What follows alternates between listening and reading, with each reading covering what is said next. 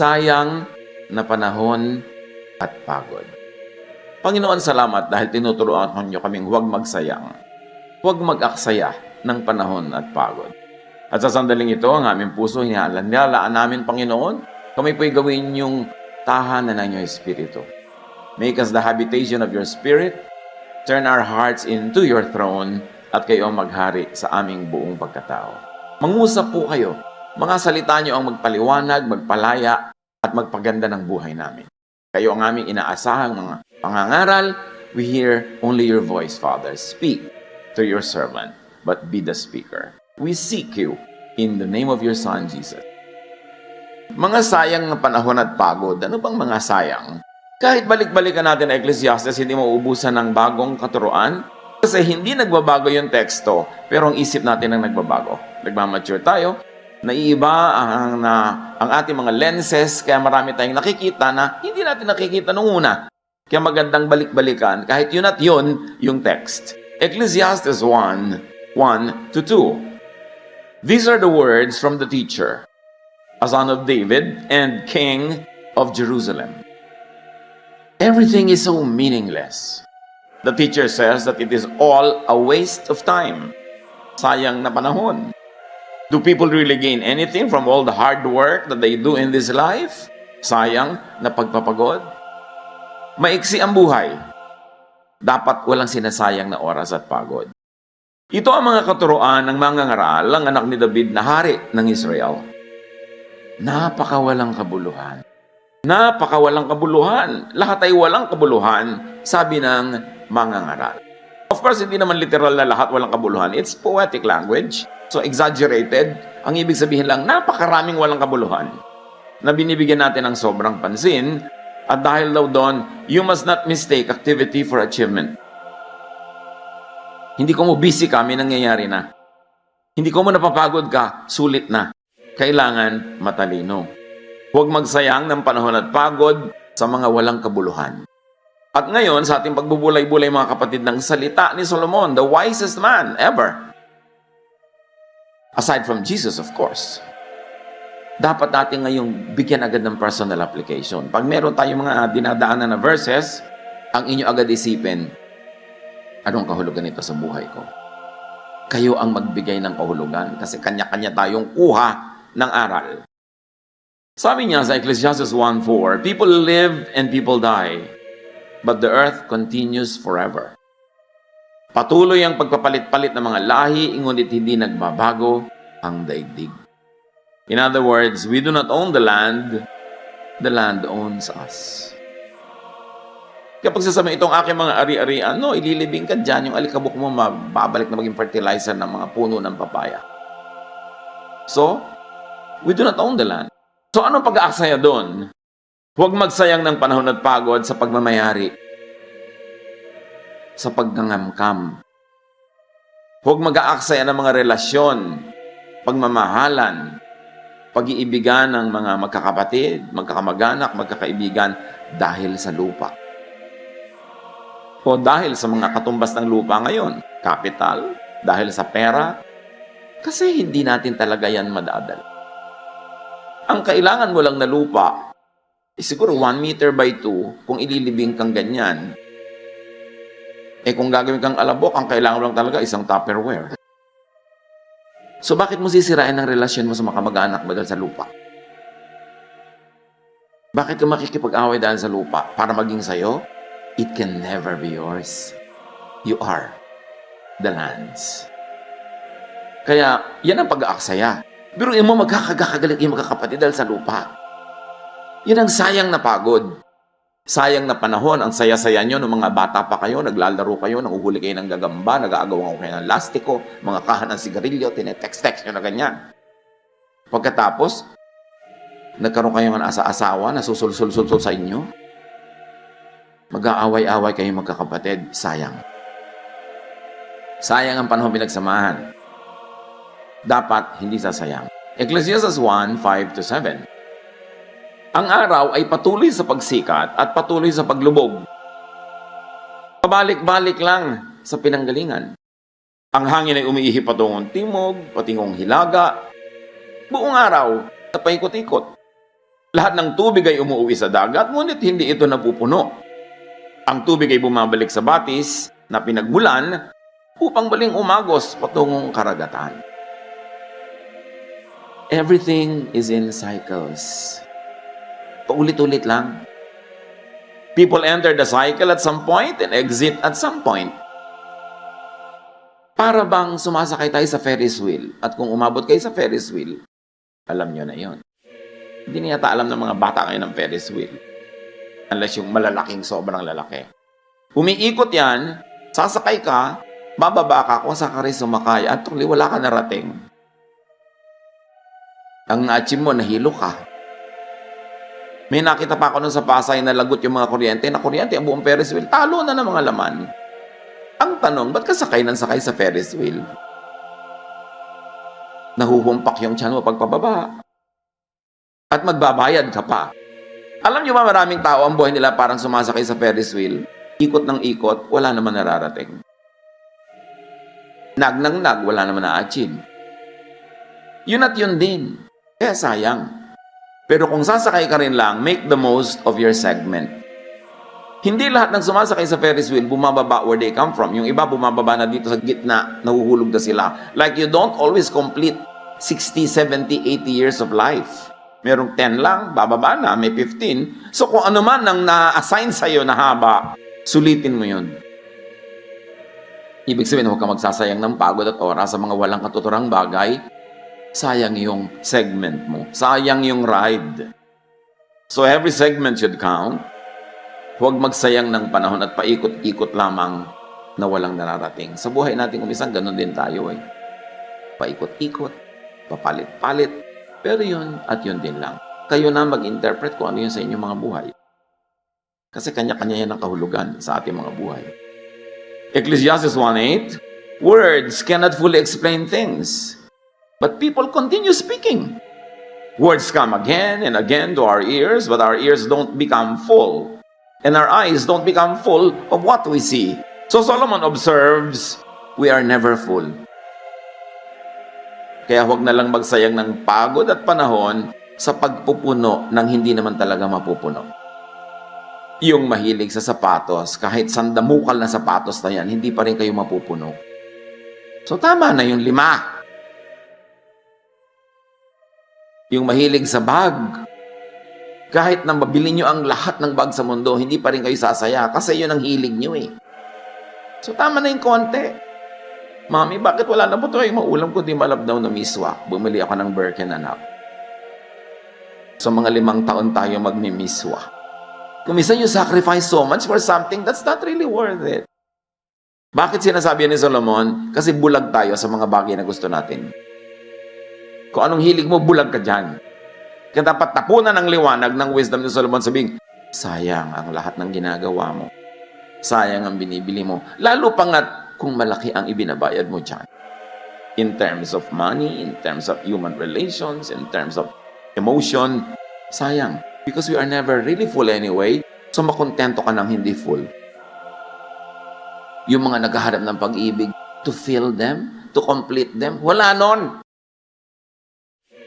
Hanggang tumanda ka na lang at gumagapang patungong libingan, naghahanap ka pa rin ng ko-complete sa'yo. So kung ano ka na yan, magsaya ka na. Huwag mo nang hanapin pa lahat ng kulang. Enjoyin mo na yan kahit kulang. Para hindi masayang ang oras mo kahahanap. Kako-collect. Ecclesiastes 1:9-10. Ang naganap nun ay nangyayari rin ngayon. Ang mga nagawa nun ay magagawa rin ngayon. Walang bagong pangyayari sa mundong ito. Ang sabi ng iba, halika kayo, ito'y bago. Ngunit naganap na yan nung di pa tayo tao. Ang naiiba-iba lang yung physical aspect of things. Yung method, yung tools, but the essence is the same. Kahit anong makinarya pa ang sabihin mong bagong imbento, walang nangyaring bago. Ang totoo, ganun lang yun. Ang tao naghahanap ng ginhawa, noon hanggang ngayon. So ano man yun, kaya automatic, kaya ginhawa yun, pareho lang ang paghahanap. So hindi na tayo talaga giginhawa. Dahil nung araw, kung may TV set ka, ang yaman mo na. Tatayo ka, magpapalit-palit ka ng channel. Pero ngayon, parang napakalaking hirap na yan. Kailangan naka-remote. At alam mo kung sino ang tunay na Panginoon sa isang bahay, hawak niya ang remote. So, Lumigaya ba tayo talaga? Kahit ganon, mas pinag-aawayan ngayon kung sinong hawak ng remote. So hindi rin nagbabago, gusto lang natin guminhawa. Pero makontento ka na kung hindi ka rin kompleto maginhawa kasi hindi ka talaga kompletong giginhawa. Dahil sabi ni Solomon, we are never full. Dati, Daddy, mag-abroad ka naman, mga 5 taon lang para makabayad tayo ng utang, makaganito, ganon. Mamaya, 5 taon na, Daddy, mga 50 years pa. Dahil hindi na matatapos ang gastos. Habang lumalaki ang kita, lalaki ang gastos, dumadami ang humihingi, hindi rin kompleto yan kahit kailan. Hindi ka rin luluwag. Kaya yung mga nagsasabing bigyan natin ng nanay pag maluwag tayo, nako, palayok na lang maibibigay nyo para sa kanyang abo. Kasi hindi na kayo luluwag. Dapat isama na sa budget si nanay kahit masikip. Kahit kulang, hindi darating yung fantasy na maluwag kayo to be able to give. Because we are never full. So, ang naganap daw yung nangyari na. Paulit-ulit lang. So, do not reinvent the wheel. Just enjoy the ride. Whatever that means in your life. Ecclesiastes 1:11, hindi na maaalala ang mga nauna. At ang mga nangyayari ngayon ay malilimutan din sa hinaharap. Marami mga tao, pilit sila nagtatayo ng legacy. Legacy. Walang legacy. Yung mga pharaoh nga na nagtayo ng mga pyramid after 5,000 years. Natatandaan pa ba natin sila? Generic na lang, lahat pharaoh. Tapos. Konting-konti yung natatandaan, katulad ni Jose Rizal. At dahil lang nasa batas natin na pag-aralan ng Rizal course. So huwag ka na magpagod para matandaan. Kasi alam mo, malilimot din ako. Talaga malilimutan ka. Bakit natatandaan ba ang lola mo? Ika-5th generation? Wala din naman, di ba?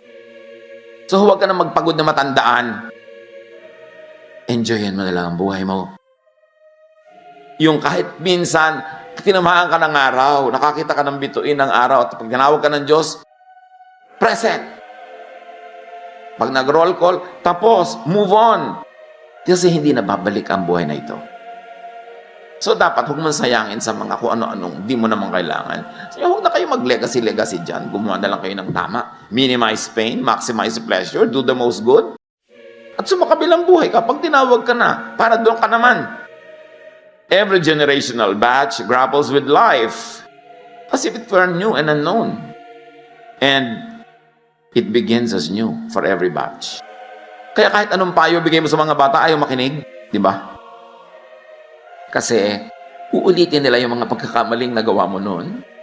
Uulitin nila ang lahat kasi bawat isa may kanya-kanyang cycle ng buhay.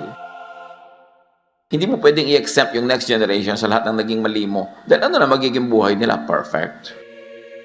Kasi wala, ba't ang mga bata hindi nakikinig? Meron talagang dapat pakinggan, pero dapat din nating tanggapin na built-in siguro yun para madiscover nila ang buhay for themselves, for them to learn from their own mistakes, like what we did, because we cannot exempt them from all the mistakes we made, because we should not exempt them from all the aspects of life. Kaya huwag tayong mabigo, magturo tayo na magturo, and pray that they will listen, at mga bata, makinig hanggang kaya nyo. Pero, huwag na nating sakta natin makalooban pag hindi tayo laging pinapakinggan. Kasi didiskubrihin nila ang buhay on their own. That's part of living. Ecclesiastes 1:12-15. Patuloy ni Solomon, ako, ang mangangaral, ay naging hari ng Israel. Siniyasat ko at pinag-aralang mabuti ang lahat ng bagay sa mundong ito. At nakita kong ang tao'y itinalaga ng Diyos sa matinding paghihirap. Nakita ko ang lahat ng gawa ng tao sa mundong ito ay walang kabuluhan. Ito'y tulad lang ng paghabol sa hangin.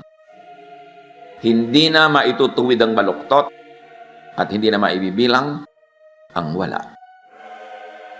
So to be happy in life, to be happier in life, to not waste time and energy, huwag niyong bilangin ng wala. Yung wala, di wala. Adjust. Lahat naman tayo, di ba, may mga mahal sa buhay na nauunang sumasakabilang buhay. Adjust. Kasi kung gusto ng Diyos na sabay-sabay yung kunin, hindi naman mahirap gawin yun. Natira ka pa kasi hindi mo pa time. So, live your life. Huwag kang mabuhay sa guni-guni, sa alaala nung wala. Ang kailangan, bilangin mo yung nandyan. Para hindi dumami ang iyong mga lungkot. Sabi ko nun, hindi na maitutuwid ang baluktot. Ibig sabihin, what is crooked cannot be straightened out. So baka naman pagod na kayo ng katutuwid sa isang taong talagang baluktot. Mamaluktot na rin kayo para makasabay niya pamisa-misan. Hindi nyo maituwid siya, kaya nyo naman sigurong mamaluktot, mag-adjust sa kanya, para lang mag-enjoy kayo sa buhay.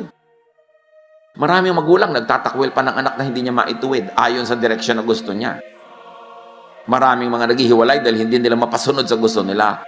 Bakit din na lang natin tanggapin ang isa't isa, mahalin ang isa't isa, maximize the enjoyment that we have together, and in areas where you really cannot agree, well, create your own circles outside of that circle of that person, and then let other parts of your other circles intersect. Hindi naman talaga pwede mag-agree ka with one person completely, kahit asawa mo, kahit magulang mo, kahit anak mo. Ba't din na lang natin tanggapin? Ganun talaga, iba-iba. Lalo kung ang gusto niyong palitan sa tao, genetic, nakatakda na, hindi pa siya ipinaglilihi, yun na siya, mapapagod lang kayo. So sabi niya, hindi na maitutuwid ang baluktot. Huwag ka na magpagod. At hindi na mabibilang ang wala. Because we who have found it, who have found spirituality, always like to convert everybody to our point of view. And sometimes to our very narrow and limited points of view. Kaya tuloy nagiging mahirap tayong kasama, mahirap tayong pakisamahan, lalo pag kumikitid ang ating utak dahil sa mga theology. Kailangan lawakan mo ang iyong utak. Kahit saan ka pumukol, tatama ka sa Diyos kasi punong-puno ng Diyos ang buong creation.